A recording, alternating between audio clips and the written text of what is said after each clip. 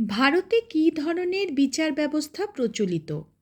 অখণ্ড বিচার ব্যবস্থা। ভারতের বিচার ব্যবস্থাকে অখণ্ড বিচার ব্যবস্থা বলা হয় কেন? অখণ্ড বিচার ব্যবস্থা বলা হয় এই কারণে যে ভারতে অঙ্গরাজ্যগুলিতে স্বতন্ত্র ও স্বাধীন বিচার বিভাগ নেই।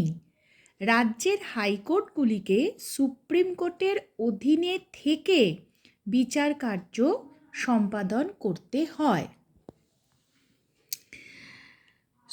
ভারতের সুপ্রিম কোর্টের কয় ধরনের এলাকা রয়েছে এবং কি কি? ভীষণ গুরুত্বপূর্ণ এই প্রশ্নের উত্তর। 4 ধরনের এলাকা রয়েছে: মূল এলাকা, আপিল এলাকা, পরামর্শদান এলাকা, নির্দেশ বা আদেশ বা লেখো জারির এলাকা।